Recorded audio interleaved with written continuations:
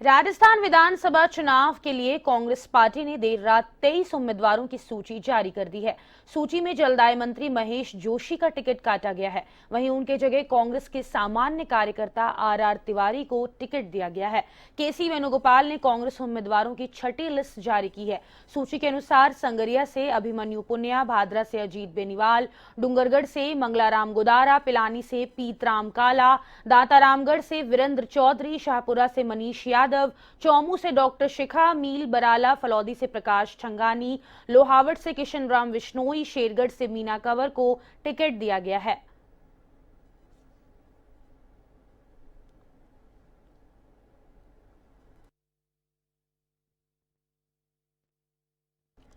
सुरसागर से शहजाद खान, आहोर से सरोज चौधरी, चौरासी से ताराचंद भगोरा, भीलवाड़ा से ओम नारायणीवाल, लाडपुरा से नईमुद्दीन गुड्डू को टिकट मिला है। लेकिन मुख्यमंत्री के ओएसडी लोकेश शर्मा को कहीं से भी टिकट नहीं दिया गया, तो शाहपुरा के निर्दलीय विधायक आलोक बेनीवाल को भी कहीं से टिकट नहीं मिला।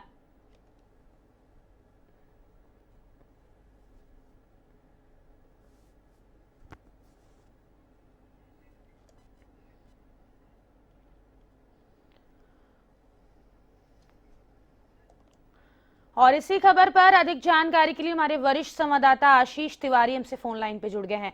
आशीष, कांग्रेस ने छठी सूची जारी कर दी है, लेकिन एक बड़ा दांव पेच सामने आ रहा है। मुख्यमंत्री को एसडी लोकेश शर्मा को टिकट नहीं दिया गया है। क्या कुछ कारण सामने निकल कर आए हैं इसके?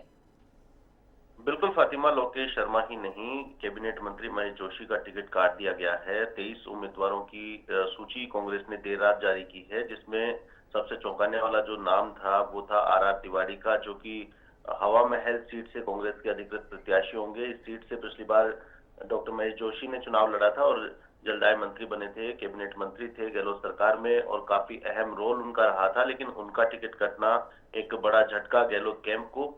तो वहीं इस पूरी सूची को अगर देखा जाए तो 23 उम्मीदवारों की सूची में भरतपुर की एक सीट खाली छोड़ी गई है आरएलडी के लिए, जो कि सुभाष गर्ग वहां से चुनाव लड़ेंगे।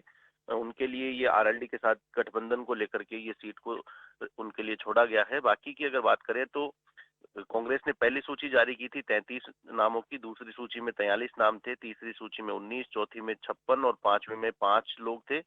तो वहीं कुल मिलाकर के छठी सूची के 23 नामों को मिला लिया जाए तो अब तक 200 में से 179 सीटों पर प्रत्याशी कांग्रेस उतार चुकी है।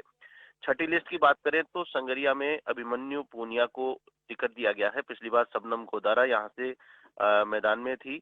भाजपा यहां से जीती थी, 6538 वोटों से यहां पर जीत दर्ज की थी। ऐसी बात करें भादरा हनुमानगढ़ की तो यहां पर टिकट चेंज किया गया है। सुरेश चौधरी की जगह अजीत बेनीवाल को उतारा गया है। सीपीएम यहां से 23,000 वोटों से जीती थी। डूंगरपुर श्री डूंगरगढ़ बीकानेर की बात करें तो यहाँ पर मंगलाराम गोदारा को रिपीट किया गया है, यहाँ पर सीपीएम की जीत हुई थी। पिलानी की बात करें तो यहाँ पर जेपी चंदेलिया का टिकट काटकर पीतराम काला को टिकट दिया गया है। दातारामगढ़ की बात करें तो ये एक रोचक मुकाबला होगा पूरे राजस्थान में, जहां पर पति पत्नी आमने सामने होंगे। दातारामगढ़ सीट से कांग्रेस ने वीरेंद्र चौधरी को, जो कि वर्तमान विधायक थे, उन्हें फिर से टिकट दिया गया है। हालांकि उनकी जीत का अंतर ज्यादा नहीं था, 920 मतों से वो चुनाव जीते थे। लेकिन इस बार जेजेपी से उनकी पत्नी रीटा सिंह भी चुनावी मैदान में है और प्रदेश का पहला ऐसा मुकाबला, पहली ऐसी सीट होगी जहां पर पति पत्नी आमने सामने एक ही सीट पर चुनाव लड़ रहे होंगे और एक दूसरे के खिलाफ वोट मांग रहे होंगे। चौमू की बात करें तो काफी दिनों से ये पेंडिंग चल रहा था। भगवान साय सैनी यहाँ से लगातार चुनाव लड़ रहे थे पिछले कई सालों से, लगभग 2 दशक से भगवान साय सैनी का कब्जा इस सीट पर था। लेकिन अब पार्टी ने लगातार 2 हार होने के बाद उनका टिकट काट दिया है और डॉक्टर शिखा मील बराला को यहाँ से टिकट दिया है। आमेर की बात करें तो प्रशांत शर्मा, जो कि पायलट कैंप के माने जाते हैं, प्रशांत शर्मा हालांकि 13,336 मतों से हारे थे। यहाँ पे पुराना मुकाबला होना है, भाजपा के पूर्व प्रदेश अध्यक्ष सतीश पूनिया से उनका मुकाबला होगा। पिछला मुकाबला भी इन दोनों के बीच ही था और इस बार भी प्रशांत शर्मा को ही यहाँ से प्रत्याशी बनाया गया है। जमारामगढ़ की बात करें तो गोपाल मीणा को टिकट दिया गया है। गोपाल मीणा जीते थे पिछला चुनाव 2018 में, 21,684 मतों से जीते थे। हवा महल की बात करें तो महेश जोशी 9,282 मतों से जीते थे, लेकिन उनकी जगह उनका टिकट काट के आर तिवारी को टिकट दिया गया है। विद्याधर नगर की बात करें तो सबसे बड़ी हार कांग्रेस की हुई थी। सीताराम अग्रवाल, जो कि कोषाध्यक्ष हैं पीसीसी के, उन पर फिर से भरोसा जताया गया है इतनी बड़ी हार होने के बावजूद इनका टिकट काटा नहीं गया है, फिर से इन्हें टिकट दिया गया है। बीजेपी की स्टार सांसद थी दिया कुमारी, उन्हें मैदान में उतारा गया है। ये भी एक हॉट सीट बनी हुई है जहां पर सीताराम अग्रवाल का मुकाबला दिया कुमारी से होगा। अलवर शहर की बात करें तो यहाँ पर श्वेता सैनी का टिकट काटकर अजय अग्रवाल को टिकट दे दिया गया है। भरतपुर का जैसा मैंने जिक्र किया, आरएलडी गठबंधन के साथ पिछली बार भी कांग्रेस ने चुनाव लड़ा था, तो इस बार भी आरएलडी गठबंधन के लिए ये सीट छोड़ दी गई है। यहाँ से डॉक्टर सुभाष गर्ग ही संभवतः चुनाव लड़ेंगे। इसके अलावा मालपुरा टोंक सीट से आरएलडी से गठबंधन था, इस बार उस गठबंधन के लिए सीट नहीं छोड़ी गई है। यहाँ से कांग्रेस ने अपना प्रत्याशी उतार दिया है। घासीराम चौधरी यहाँ से चुनावी मैदान में होंगे। मेड़ता की बात करें तो सोनू चितारा का टिकट काटा गया है, शिवरतन वाल्मीकि को यहाँ से टिकट दिया गया है। तो कुल मिलाकर के ये नए चेहरे थे जिन्हें यहाँ से मैदान में उतारा गया है। और बात करें फलोदी जोधपुर की तो यहाँ पर महेश कुमार का टिकट काट के प्रकाश संगानी को दिया गया है। लोहावट की बात करें तो कृष्णाराम विश्नोई को रिपीट किया गया है। शेरगढ़ की बात करें मीना कंवर रिपीट हुई हैं। सूरसागर की बात करें तो अयूब खान का टिकट काट के शहजाद खान को यहाँ पर प्रत्याशी बनाया गया है। आहोर जालोर की बात करें तो सवाराम चौधरी का टिकट काटा है और सरोज चौधरी को टिकट दिया गया है। पिछली बार यहाँ पर आहोर में बीजेपी ने 31,000 मतों से जीत दर्ज की थी, बड़ी जीत थी, इस चक्कर से यहाँ पर टिकट काटा गया है। 84 डूंगरपुर से ताराचंद भगोरा को मैदान में उतारा गया है। मंजुला देवी रोध का टिकट काटा गया है। भीलवाड़ा की बात करें तो अनिल डांगी का यहाँ पर टिकट काट के ओम नारायणी वाल को दिया गया है। लाडपुरा की बात करें तो गुलनाज का टिकट काटकर नईमुद्दीन गुड्डू को यहाँ से मैदान में उतारा गया है। कुल मिलाकर के अगर बात करें तो इस लिस्ट में काफी कुछ देखने को मिल रहा है।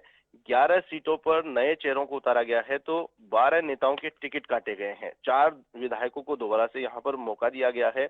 आपको बता दें कि इस सीट में अगर बात करें जयपुर जिले की, जयपुर संभाग की अगर बात करें तो जयपुर संभाग में पिलानी, दातारामगढ़, शाहपुरा, चोमू, आमेर, जमवारामगढ़, हवा महल, विद्याधर नगर और अलवर शहर यहाँ से प्रत्याशी उतारे गए हैं।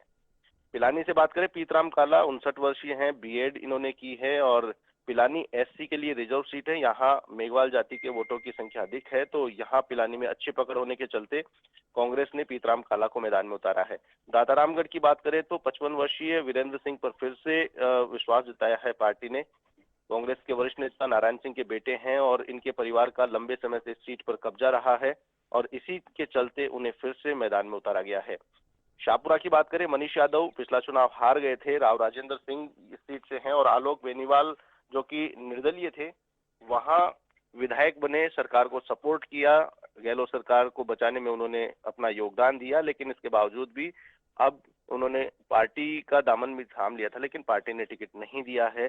पिछले चुनाव में पार्टी से बागी होकर हार गए थे और पायलट ने मजबूत पैरवी की है।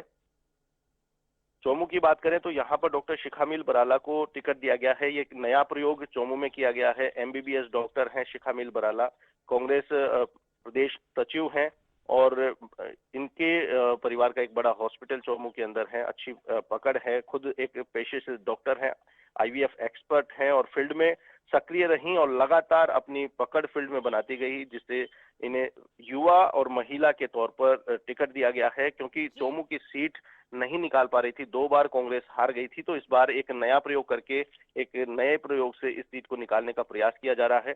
प्रशांत शर्मा को आमेर से उतारा है, ग्रेजुएट हैं और आमेर सीट पर दूसरा कोई सुटेबल कैंडिडेट पार्टी को नहीं मिल पा रहा था और सचिन पायलट ने इनके टिकट की मजबूत पैरवी की, तो माना जा सकता है कि पायलट कैंप के लोगों को भी अच्छी तरजीह इस लिस्ट में भी दी गई है। गोपाल मीणा की बात करें, जमारामगढ़ से एसटी के लिए रिजर्व सीट है। इस सीट पर वोटर्स पर अच्छी पकड़ है और इनकी अच्छी छवि होने की वजह से ही, जिताऊ होने की वजह से ही इन्हें रिपीट किया गया है। आर तिवारी की बात करें तो ये एक सबसे बड़ा चौंकाने वाला नाम था, क्योंकि हवा महल सीट जो कि महेश जोशी यहाँ से चुनाव लड़े, कैबिनेट मंत्री बने, लेकिन 25 सितंबर 2022 की जो घटना हुई, हाईकमान को चुनौती देना माना गया, इसलिए संभवतः इस बात से जोड़कर इसे देखा जा रहा है कि महेश जोशी का टिकट काटकर जमीनी नेता को यहाँ पर मैदान में उतारा गया है। एक ये बड़ा दावपेच कांग्रेस पार्टी आलाकमान की ओर से यहाँ पर खेला गया है। सीताराम अग्रवाल की बात करें, 64 वर्षीय हैं और इन्होंने इस सीट पर बीजेपी लगातार जीत रही है, लेकिन कांग्रेस के पास में कोई बेहतर विकल्प नहीं लगा। इसी वजह से बड़ी हार होने के बावजूद भी इन्हें फिर से मैदान में उतारा गया है। अलवर शहर की बात करें, अजय अग्रवाल को टिकट दिया गया है। यहाँ पर वैश्य वोट बैंक को लुभाने के लिए, उनको इनकैश करने के लिए, यहाँ पर जातीय समीकरणों को साधने के लिए पार्टी ने अपना प्रत्याशी यहाँ पर बनाया है। कुल मिलाकर के बात करें तो अभी भी 21 सीटें ऐसी हैं जिन पर कांग्रेस को प्रत्याशी उतारने हैं। जी फातिमा। आशीष, हमने पहले भी देखा था कि कई ऐसे निर्दलीय विधायक हैं जो पूर्व में कांग्रेस पार्टी के लिए लड़ चुके हैं और चुनाव जितवा भी चुके हैं, उनको टिकट नहीं दिया गया है। इसमें क्या कुछ सामने निकल कर आने की संभावना है? देखिए फातिमा, कई लोगों को एडजस्ट किया जा चुका है। जैसे बात करें कि महादेव सिंह खंडेला जो कि निर्दलीय चुनाव लड़े थे, बाबूलाल नागर जो कि निर्दलीय चुनाव लड़े थे, सरकार को बचाने में उन्होंने अपना योगदान दिया था, उन्हें टिकट मिल चुके हैं। 13 निर्दलीय थे जिन्होंने सरकार को बचाने में मदद की थी, सरकार के साथ लगातार बने हुए थे, और एक तरीके से कांग्रेस छवि वाले ही ये लोग निर्दलीय चुनाव लड़के मैदान जीत करके आए थे। उन्हें अब उनमें से कई लोगों को एडजस्ट कर लिया गया है, लेकिन अभी भी कई लोग ऐसे हैं जिनको मौका नहीं दिया गया है, उनको पार्टी ने अपना अधिकृत प्रत्याशी नहीं बनाया है। तो कुल मिलाकर जो रणनीतिक जो प्रयोग है, पार्टी का जो बैलेंस बनाने की कोशिश है पार्टी की, पार्टी आलाकमान की, कि दो कैंप में जो बटी हुई कांग्रेस नजर आ रही थी, गहलोत कैंप, पायलट कैंप, तो उस गैप को कम करने का प्रयास, एक प्रयोग कांग्रेस की ओर से किया गया है, जिसमें कई लोगों को दूर रखा गया है ताकि जो परंपरागत पार्टी के कर्तव्यनिष्ठ कार्यकर्ता हैं, पदाधिकारी हैं, उनको पार्टी से जोड़कर रखा जाए, क्योंकि उनकी यही शर्त थी कि अगर निर्दलीय को शामिल किया जाता है तो हम जो लोग हैं जो पार्टी के लिए दिन रात मेहनत करते हैं, तो उन लोगों का क्या, उनको कब मौका मिलेगा। तो इन तमाम, जहां पर पार्टी को लगा कि यहाँ पर बड़ा नुकसान हो सकता है, यहाँ पर रिस्क ज्यादा हो सकता है, तो वहां पर पार्टी ने अपने पार्टी के परंपरागत जो पदाधिकारी हैं उनमें से ही किसी को टिकट देना उचित समझा है, और निर्दलीय जो विधायक बने थे पिछली बार, उन्हें मौका नहीं दिया गया है। लेकिन 13 में से कुछ विधायकों को, जो कि सरकार को बचाने में साथ थे और मुख्यमंत्री अशोक गहलोत ने उनकी मजबूत पैरवी की, उन्हें शामिल कर लिया गया है, टिकट दे दिया गया है। कुल मिलाकर के कहा जा सकता है कि 6 सूची कांग्रेस की आ चुकी है, और इन 6 सूची का अगर एनालिसिस किया जाए तो पूरी तरीके से एक मजबूत आत्मविश्वास के साथ में दोनों कैंप को बैलेंस करके और एक ऐसा संदेश देने का प्रयास कांग्रेस पार्टी की ओर से किया जा रहा है कि किसी प्रकार की कोई लड़ाई कांग्रेस में नहीं है और पूरी कांग्रेस एकजुट होकर के चुनावी मैदान में जा रही है। जी फातिमा। चलिए, बहुत शुक्रिया आशीष तमाम जानकारी के लिए। तो देर रात कांग्रेस ने छठी सूची जारी कर दी है।